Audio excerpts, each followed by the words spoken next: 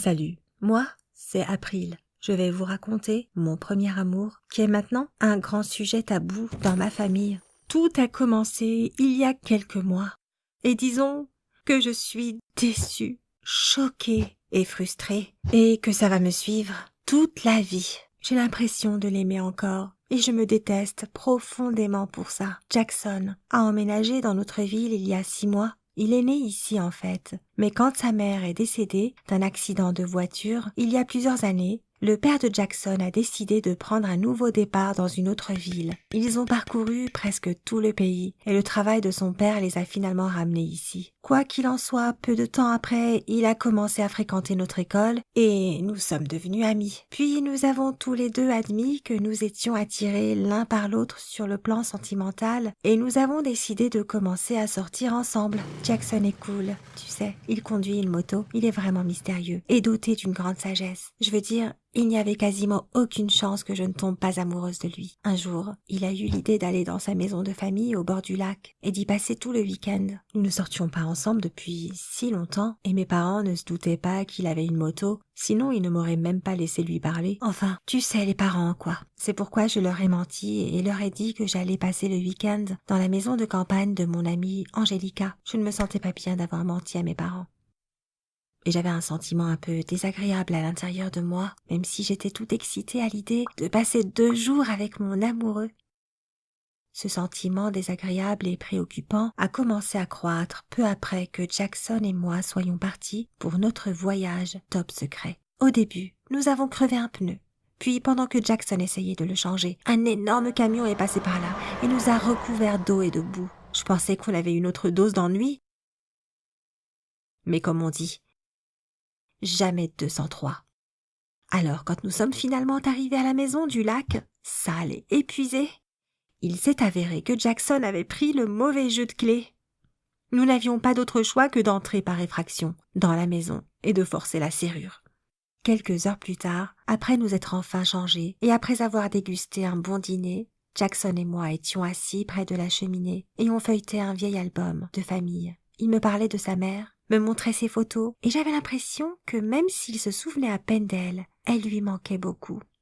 Soudain, nous sommes tombés sur une photo de la jeune mère de Jackson, assise à côté de ma jeune mère. J'étais si surprise que j'ai poussé un cri.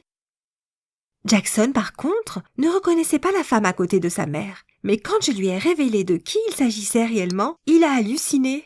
Nous nous sommes empressés de regarder le reste des photos et on a trouvé une autre photo intéressante. Bien que cette photo ait été prise il y a de nombreuses années, alors que je n'étais probablement pas encore née, je pouvais mettre ma main à couper que je connaissais cet homme. Même s'il n'avait pas de moustache et qu'il avait des cheveux longs, j'étais presque sûre que c'était le frère de ma mère, mon oncle Henry. Naturellement, je l'ai dit à Jackson, et il n'était pas moins surpris et désorienté que moi. Puis, la seule chose que nous avions à l'esprit était de rentrer chez nous et interroger nos parents sur toute cette histoire. Et il n'a pas fallu longtemps pour qu'on soit sur le chemin du retour à la maison. Le père de Jackson n'était pas en ville. Je devais donc être la première à commencer l'enquête. Bien évidemment, j'ai dû avouer à mes parents que je leur avais menti. En effet, il était déjà 1h du matin quand je suis rentrée chez moi, alors qu'ils ne m'attendaient pas avant le lendemain au soir. Papa dormait déjà, et la discussion avec ma mère n'était pas du tout agréable. Elle ne voulait pas entendre d'explications sur les raisons pour lesquelles je lui avais menti et pourquoi j'avais même osé sortir avec un motard. Elle a donc décidé de me punir. Et puis, quand je lui ai montré les photos que j'avais prises sur mon téléphone portable et que je lui ai tout expliqué, on aurait dit qu'elle venait de voir un fantôme. Elle m'a crié dessus et m'a dit que je n'avais plus le droit de voir Jackson et qu'il ferait mieux de rester en dehors de notre famille. J'étais dévastée et je ne comprenais rien. Au début, je me suis dit que ma mère ne pensait pas ce qu'elle disait sur le fait de ne plus voir Jackson du tout et qu'elle était juste déçue de mes mensonges. Mais le lendemain, elle m'a interdit de sortir de la maison, me demandant constamment de faire des choses pour elle. Quand la semaine a repris et que j'ai dû aller à l'école, je ne m'attendais pas à ce que maman demande à papa de venir me chercher après les cours. Je n'avais donc aucune chance de passer du temps avec Jackson et j'étais totalement perdue parce que personne ne voulait m'expliquer quoi que ce soit. Par ailleurs, Jackson a réussi à interroger son père au sujet de ses photos, mais l'information qu'il en a tirée n'a rien expliqué. Il lui a dit que c'était l'album de sa mère et qu'il savait seulement que cette fille sur la photo était sa meilleure amie, mais qu'elles se sont disputées juste avant leur mariage et qu'il ne l'avait en fait jamais vue. C'est tout ce qu'il savait, ou du moins tout ce qu'il avait dit à Jackson. Cette incertitude a duré toute une semaine. Et j'ai décidé de tenter ma chance et de supplier à nouveau ma mère de tout m'expliquer. Ma mère a finalement décidé de tout me dire quand je l'ai menacée de m'enfuir avec Jackson, car nous nous aimions et que nous allions nous marier. J'ai peut-être un peu exagéré, mais ça a marché. Maman avait l'air épuisée et triste, et il semblait très difficile pour elle de parler du sujet. Et quand elle a terminé ses explications, j'ai compris pourquoi. La mère de Jackson était vraiment la meilleure amie de ma mère depuis le CP. Quand elles avaient environ 18 ans, la mère de Jackson a rencontré son père et ce dernier l'a demandé en mariage peu de temps après, parce qu'elle était tombée enceinte involontairement.